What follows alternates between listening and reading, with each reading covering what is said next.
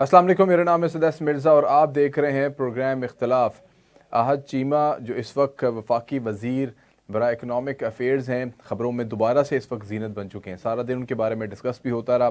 ख़बर यह है कि एचएसएन में उनके दो बच्चे जो हैं वो वहाँ पर ज़ेर तालीम थे। उनकी 3 साल की फ़ीस थी जिसको माफ़ करवाने के लिए उन्होंने एक एप्लीकेशन वजारत की तरफ से इशू करवाई और उसके बाद 3 साल की फ़ीस जो है बच्चों की वहाँ पर माफ़ करवाई। उनका कहना यह है कि बच्चे 3 साल से वहाँ पर पढ़ नहीं रहे थे, तो उनकी फ़ीसेस वगैरह या जो भी जुर्माने थे या लेट चार्जेस से फ़ीस के हवाले से वो क्यों अदा करें। इसके बाद फ़ौरन गवर्नर की तरफ से एक बयान जारी किया गया। उन्होंने जवाबी बल्कि हमला जो है हमलावर हो गए प्रिंसिपल एचएसएन के ऊपर, जिन्होंने अपने स्टाफ को ये एक लेटर लिखा था कि पॉलिटिकल इंटरफेरेंस हो रही है, जो लोग जो असर रसूख वाले लोग हैं वो अपना असर रसूख इस्तेमाल कर रहे हैं, ये हम बर्दाश्त नहीं करेंगे, पॉलिटिकल इंटरफेरेंस बर्दाश्त नहीं करेंगे इस स्कूल के हवाले से, इस कॉलेज के हवाले से। तो वज़ीर आज़म का कहना यह है कि जो प्रिंसिपल हैं वो तकरीबन 2 माह बाद रुखसत पर जाने वाले थे और इससे पहले उनके ऊपर कुछ इंक्वायरी बैठने वाली थी। तकरीबन 40 लाख रुपए वो माहाना फ़ीस माहाना तनख्वाह लेते हैं, तकरीबन साल में 100 छुट्टियां करते हैं। ये गवर्नर की जानिब से ये बयान भी था उनका। और उन्हें साथ पर अता तारा ने भी इसके ऊपर आज प्रेस कॉन्फ्रेंस की। प्रेस कॉन्फ्रेंस में उन्होंने यही चीज़ें उन्होंने डिस्कस की। उन्होंने कहा कि हाँ, चीमा के बच्चे वहाँ पर पढ़ नहीं रहे थे, 3 साल से वहाँ पर ज़ेर तालीम नहीं थे, तो उनकी फ़ीस क्यों अदा करें। अगर वहाँ पर पढ़ रहे होते तो फ़ीस जमा कराने का फिर वहाँ पर कोई जवाब पैदा होता। सवाल यहाँ पर यह पैदा होता है कि आहद चीमा 3 साल से अगर बच्चे वहाँ पर नहीं पढ़ रहे थे, फिर 3 साल बाद उनको ये ख्याल क्यों आया। सर, आप प्रिंसिपल सेक्रेटरीज भी रहे हैं, अहम अहम ओहदों के ऊपर भी आप तैनात रहे हैं और एक अहम तरीन सतून समझा जाते हैं आप ब्यूरोक्रेसी का। अगर इतनी बड़ी नाअहली अगर आपकी तरफ से दिखाई जाएगी तो फिर पाकिस्तानी जाहिर सी बात है आपकी कारकर्दगी के ऊपर, आपकी परफॉर्मेंस के ऊपर सवाल तो उठाएंगे। अगर आपके बच्चे 3 साल से किसी कॉलेज में स्कूल में पढ़ नहीं रहे थे, तो 3 साल के बाद आपको ये ख्याल आया कि आपने वहाँ पर अपने बच्चों की फ़ीस माफ़ करवानी है क्योंकि वो आप इस्लामाबाद शिफ्ट हो गए। तो ये इस नाअहली के अंदर किसका किरदार है। फिर स्कूल इंतज़ामिया की तरफ से भी एक सवाल जाहिर सी बात है ये बनता है। हम अगर हम बैलेंस लेके चलें चीज़ों को, तो स्कूल इंतज़ामिया 3 साल से क्या कोई नोटिस जारी नहीं कर रही थी, 3 साल से कोई फ़ोन कॉल्स नहीं कर रही थी, किसी किस्म के कोई जुर्माने के हवाले से भी कोई नोटिस जारी नहीं किया जा रहा था कि 3 साल से अगर बच्चे ज़ेर तालीम ही नहीं हैं तो उनके हवाले से उनके फ़ीस वाउचर्स कहाँ से जो है वो तैयार किए जा रहे थे, फ़ीस वाउचर्स किन को भेजे जा रहे थे।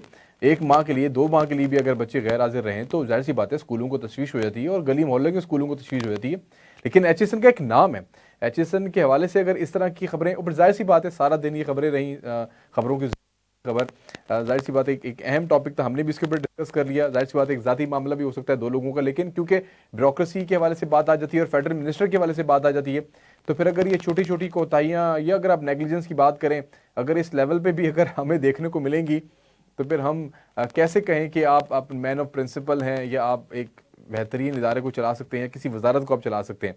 तो उनकी मिसेस के हवाले से भी बात की जा रही थी कि उनके मिसेस के हवाले से कुछ कोताहियाँ बरती गई, लेकिन जाहिर सी बात है ये भी उन्होंने अपने अपने मौक़िफ़ से पेश कर दी है। हमने भी अपना मौक़िफ़ पेश कर दिया कि अगर 3 साल से अगर कोई बच्चा किसी स्कूल में ज़ेर तालीम ही नहीं था तो फिर उसके हवाले से इस तरह की खबरें एकदम सामने आ जाना, या तो कोई ज़ाती मफाद हो सकता है या फिर हम गवर्नर पंजाब की बात में फिर वज़न हम तलाश करें कि वाकई शायद उनके ऊपर कुछ इंक्वायरीज आने वाली थी, इसलिए उन्होंने इस खबर को जो है वो एक बड़ा जो है वो कैनवस पेश करने की कोशिश की। इस पे हम और भी हमारे पास खबरें हैं, पीटीआई के हवाले से हमारे पास कुछ खबरें हैं कि फॉरवर्ड ब्लॉक बनने जा रहे हैं, बड़ी शदीद किस्म की अंदरूनी इख्तलाफात हमारे सामने आने शुरू हो गए हैं। फिर वज़ीर आज़म का कुछ गैस की कीमतों के हवाले से इजाफे के ऊपर भरमी का इज़हार करना। इसके लिए मैं तजियाकार साकिब शहजाद साहब ने हमें ज्वाइन किया। आपका बहुत बहुत शुक्रिया साकिब साहब, आपने प्रोग्राम के अंदर में ज्वाइन किया। सर, मुझे ये बात बताएं कि हमारे पिछले वज़ीर आज़म थे और वो ये कहते थे कि मुझे टीवी देख के पता लगता था कि कीमतों में इजाफा हो गया, मेरी बीवी मुझे बताया करती थी कि कीमतों में इजाफा हो गया है। वो बल्कि उनको रिमाइंडर के तौर पे कहा करती थी कि आप तो वज़ीर आज़म हैं। तो यही काम इस वक्त मौजूदा वज़ीर आज़म कर रहे हैं कि गैस की कीमतों पर उन्होंने बरहमी का इजहार किया है। अब 155% जब इजाफा हुआ गैस की कीमतों में मजीद, पहले आपको पता है कि 2-4 महीने पहले भी गैस की कीमतों के ऊपर में काफ़ी इजाफा हो गया था, तो ये चीज़ें आपको सिमिलर नज़र नहीं आ रही हैं, या आप समझते हैं कि प्रेशर बहुत है प्राइम मिनिस्टर के ऊपर, उनको पता ही नहीं चला कि गैस की कीमतों में इजाफा कर दिया गया?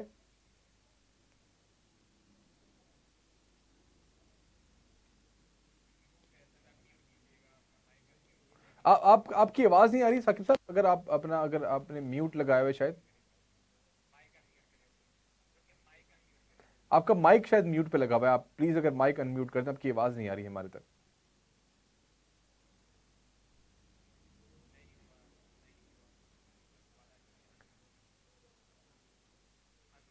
आप दोबारा से अनम्यूट करें, आपकी आवाज हमें नहीं आ रही, हमारे तक आवाज नहीं पहुंच रही।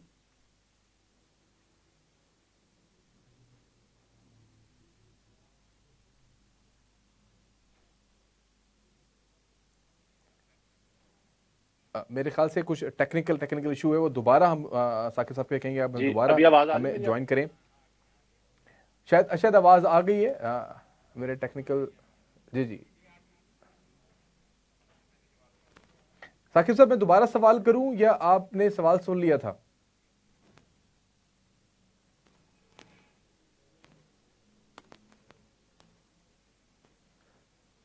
साकिब सवाल मेरा आपसे यही था कि पिछली प्राइम मिनिस्टर जो है वो भी यही बात करते थे कि मुझे टीवी देख के पता लगता है कीमतों में इजाफा हो रहा है, या मेरी बेगम मुझे बताया करती थी कि आप प्राइम मिनिस्टर हैं, आप एक्शन क्यों नहीं लेते।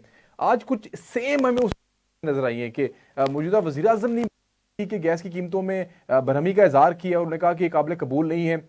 आप प्राइम मिनिस्टर हैं, चीफ एग्जेक्टिव हैं, क्या आपके कहते हैं कि साए तले ये सारे काम हो रहे हैं कि कीमतों में इजाफा भी किया जा रहा है कि आपसे बगैर पूछे एक चीज़ जो है वो जाहिर सी बात है, खुद मुख्तार इदारे हैं, ओगरा एक इंडिपेंडेंट इदारा है, लेकिन प्राइम मिनिस्टर को अगर कोई लूप में नहीं लेता इन तमाम से चीज़ों के अंदर, तो जाहिर सी बात है अगर वो बाद में बरहमी का इजहार करते हैं, ये काम पहले नहीं हो सकता।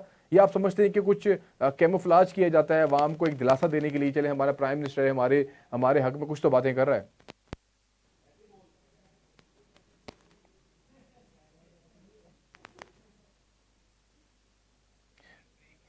साकिब साहब, आपको हम यहाँ पे एक ब्रेक ले लेते हैं, कुछ टेक्निकल इशू है, हम उसको दूर करने की कोशिश करते हैं ब्रेक के अंदर। ब्रेक के बाद दोबारा आपके सामने हाजिर होते हैं, देखते रहें।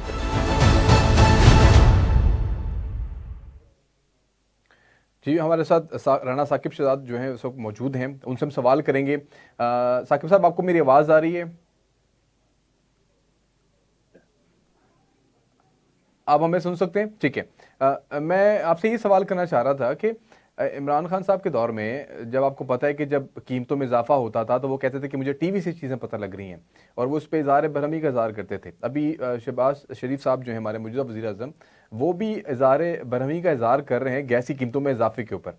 तो आप समझते हैं कि कुछ सिमिलैरिटीज़ नहीं नज़र आ रही, या आप समझते हैं कि प्रेशर है, परेशानियाँ हैं, इकोनॉमिक मसाइल जो हैं वो हल नहीं हो रहे हैं? जाहिर सी बात है कीमतों में इजाफा करना भी नागुज़ीर है और आवाम को दिलासा देना भी नागुज़ीर है, लेकिन इस तरह के बयानात देने से जाहिर सी बात है ये इनके अगेंस्ट नहीं जाएंगे कि कीमतों में इजाफा हो जाता है, बाद में कहते हैं कि मुझे तशवीश है और ये इजाफा नहीं होना चाहिए था, गुस्से का इजहार करते हैं। चीफ एग्जेक्टिव हैं मुल्क के। जी, बिल्कुल। शहबाज शरीफ अगर इस तरह का बयान देंगे तो जैसे आपने बात की कि ये बिल्कुल जैसे इमरान खान साहब कहते थे कि मुझे तो अपनी वाइफ से पता चला कि मैं प्राइम मिनिस्टर हूँ। भाई, आप अगर इस मुल्क के वजीर आजम हैं, आपको पता होना चाहिए कि आप गैस कितनी महंगी हो रही है, क्यों हो रही है?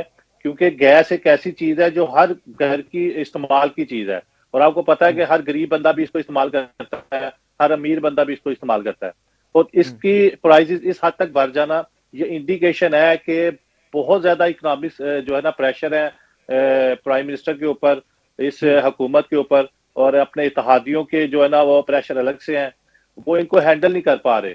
इसकी मजम्मत करना काफी नहीं है, क्योंकि ये इतने ज्यादा नख बराना इस चीज की जो है ना वो निशानदेही है कि गैस आप इस्तेमाल करना बंद कर दें, आप मुतबादल जराए पे जाएं। आपके पास मुतबादल जराए क्या है? आपके पास एलपीजी या सिलेंडर है, आप फिर सिलेंडर यूज करें, लेकिन सिलेंडर के भी वो जो है ना वो इतनी ज्यादा महंगे हो गया कि आम बंदा उसको मैनेज ही नहीं कर पाता।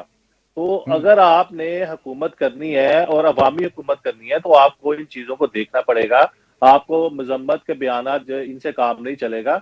आपको इस जो इस मुल्क के उमरा है, जो अमीर लोग हैं, उन पे टैक्स नेट को बढ़ाना पड़ेगा और उनसे टैक्स वसूल करना पड़ेगा और गरीबों को रिलीफ देना पड़ेगा।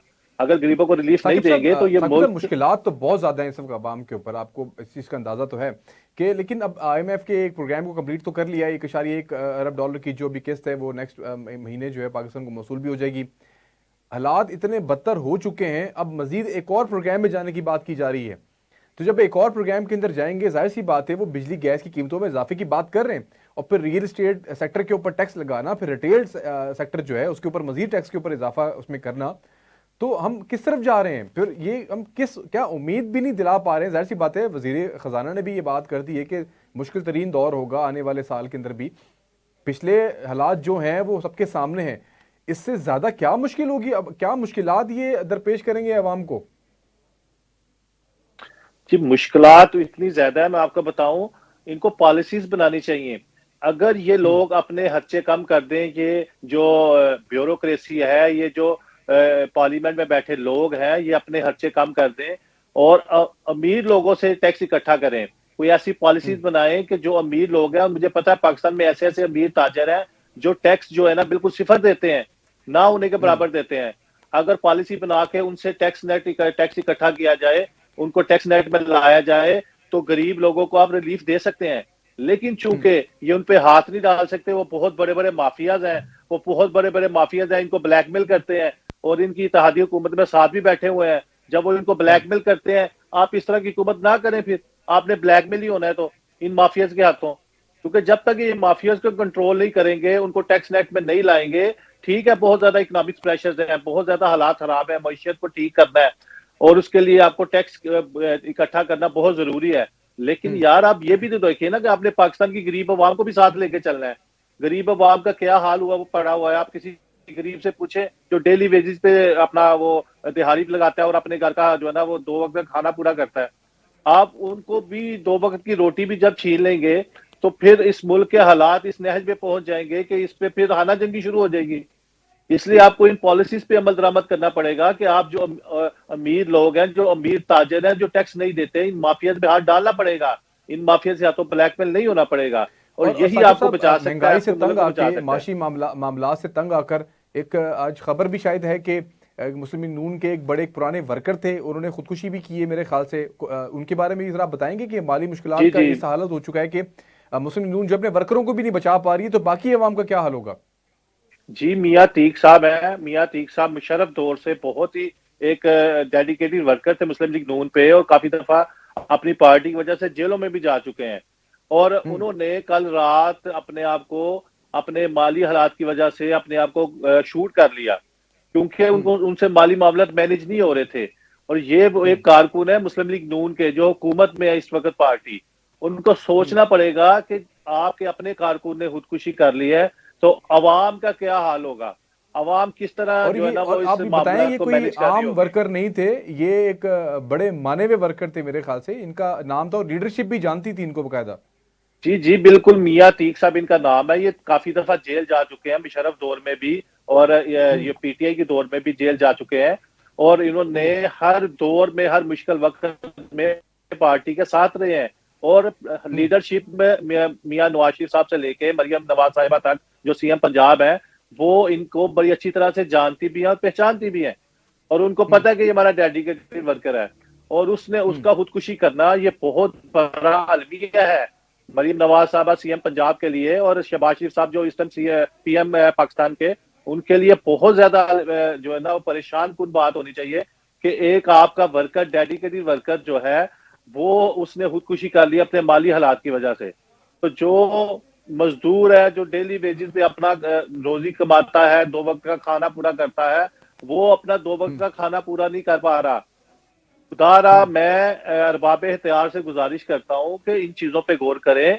अवाम की नब्ज जो है ना अब वही आपको इक़्तिदार में लेके आती है। अगर अवाम आपसे दूर चली गई तो फिर आइंदा इलेक्शन में आपका नाम लेने वाला भी कोई नहीं होगा।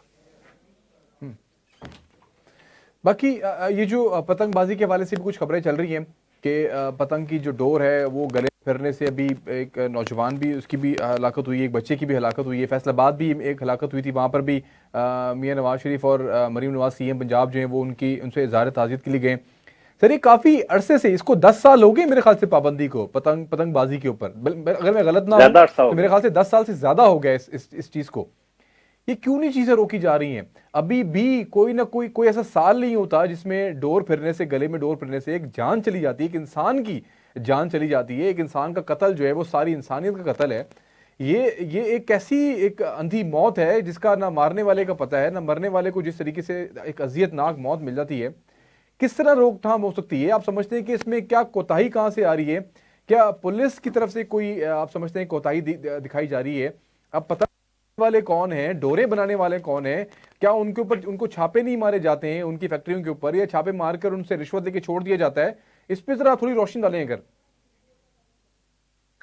मैं आपको बता रहा हूँ, पाकिस्तान का अलमिया यही है कि पाकिस्तान में हम्म। कानून है, लेकिन उस पर हम्म। इम्प्लीमेंटेशन कोई नहीं है। इम्प्लीमेंट नहीं होता। इम्प्लीमेंट करने वाले जो है, आज जैसे आपने बात की कि अगर कोई ये भी माफियाज हैं जो डोरे और पतंगे बनाने वाले हैं, इन माफियाज के हम्म। ऊपर जब हाथ डाला जाता है, या तो उनका ऊपर से कोई सियासी खून आ जाता है, या इनको जो हम्म। है ना रिश्वत दे दी जाती है पुलिस वालों को, और हम्म। रिश्वत लेके वो चुप कर जाते हैं। हम्म। ये इनको पर सिर्फ पाबंदी लगाना जरूरी नहीं है, इसके लिए बहुत सख्त कवानीन बनाने चाहिए पंजाब असेंबली में, कौमी असेंबली में, कि ये जो इस हवाले से पकड़ा जाए, जैसे गले में डोर फिरने से किसी की हलाकत होती है, इसी तरह उनको फांसी की सजा दी जाए।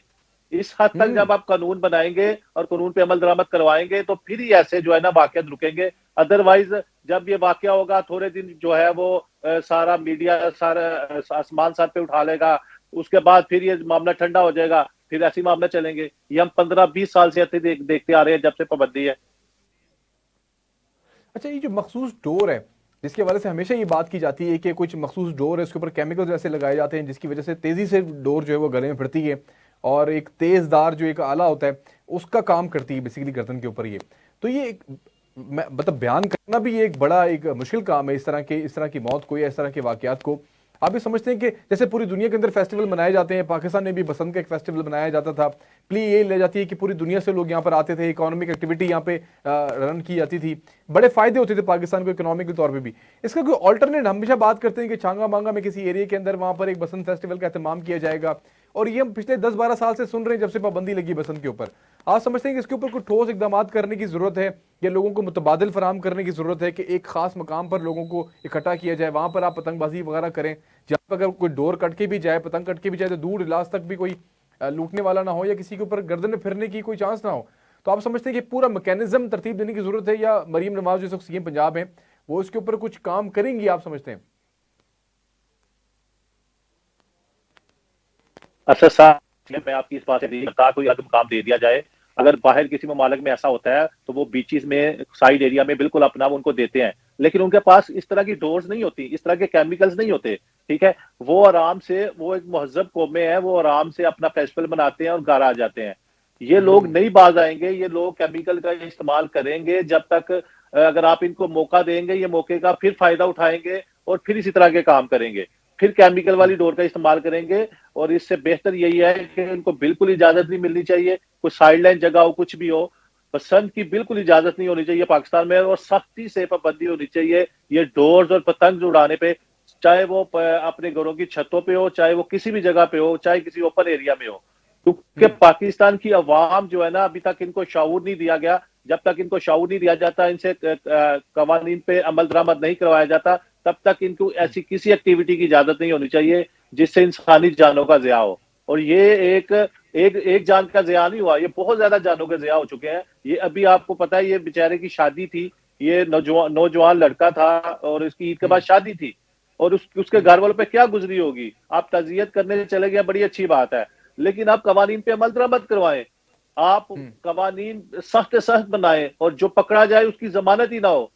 यहाँ पे जजेस को भी मैं कहना चाहता हूं कि जो पतंगबाजी के केस में पकड़ा जाए उसकी जमानत नहीं होनी चाहिए, उसकी उसके खिलाफ सख्त से सख्त एफआईआर काटनी चाहिए, उसका जो है ना करेक्टर सर्टिफिकेट नहीं बनना चाहिए, उसको पता चले कि यार मैंने कितना बड़ा गुनाह किया है।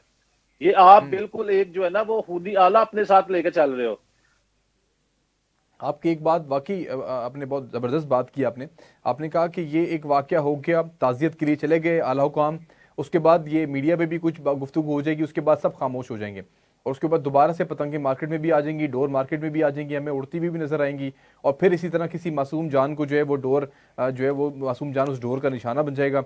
ये वाकई एक लम्हा फिक्रिया है। हम अगर कोई भी सेगमेंट उठा के देखें, कोई भी गवर्नमेंट का कोई डिपार्टमेंट उठा के देखें, हर तरफ हम लोगों को अंधेर नगरी और चौपट राज ही नज़र आ रहा है। किसी तरफ हमें अच्छी खबरें आती हुई नज़र नहीं आ रही, चाहे बिजली की कीमतें हो, मीशत के हवाले से हो। कुछ कुछ हम पीटीआई के हवाले से भी बात करते हैं कि एक शदीद इख्तलाफात जो हैं वो सामने आना शुरू हो गए हैं, टूट फूट का शिकार जो है वो होना शुरू हो गई है तहरीक इंसाफ। आप समझते हैं कि ये वक्त मुस्लिम लीग नून के ऊपर भी आया, लेकिन उनके भी रहनुमा जेलों में गए, उनके भी लीडर जेलों के अंदर गए, लेकिन पार्टी में कभी इस तरह की टूट फूट हमें नजर नहीं आई।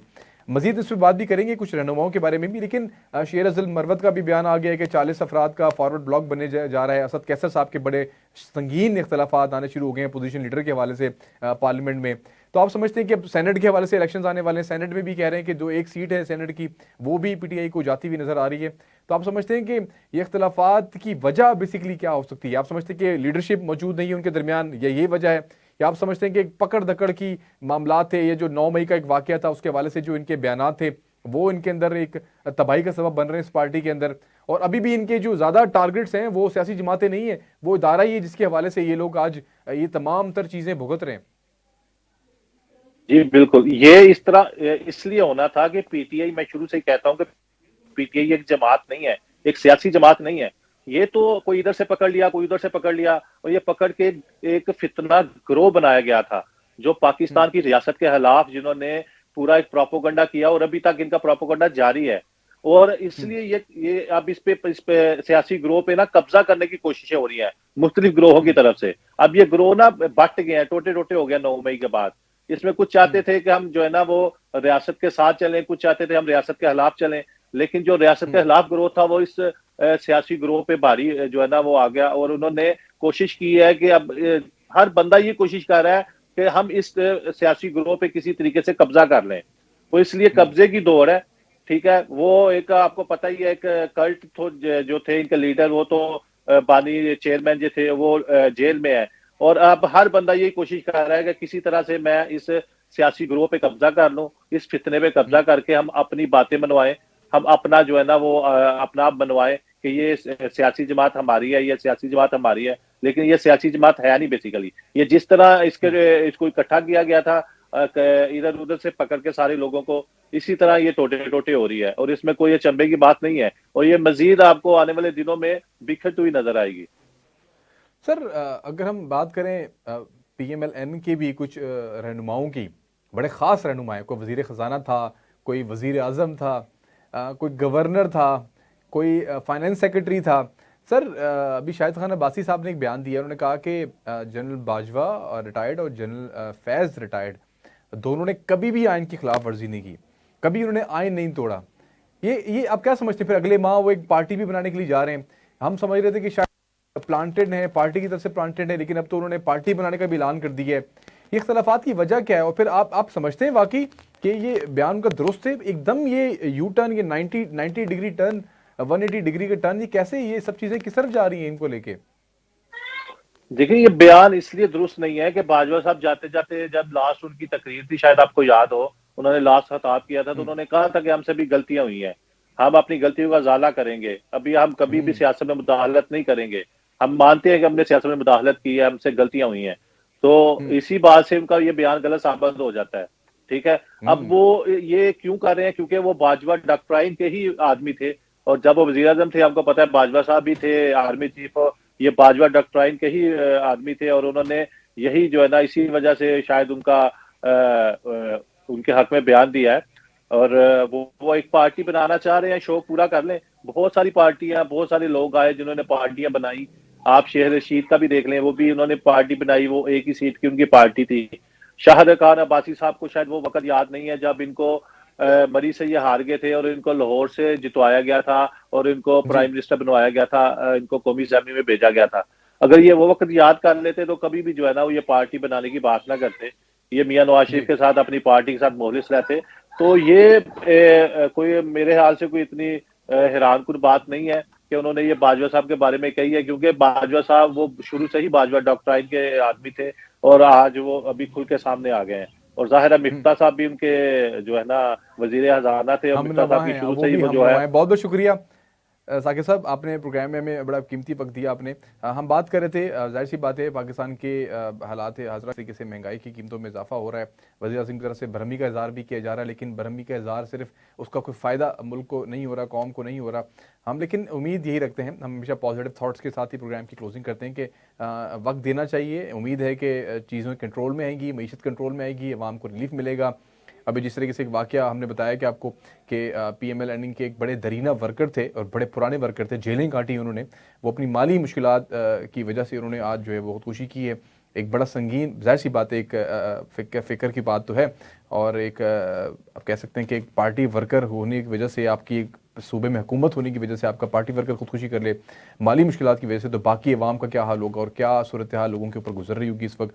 बड़े संगीन मामला थे जी। इंशाअल्लाह ताला कल फिर हाजिर होंगे प्रोग्राम में, और देखते रहें इख्तिलाफ। आप देख रहे थे वॉइस न्यूज़।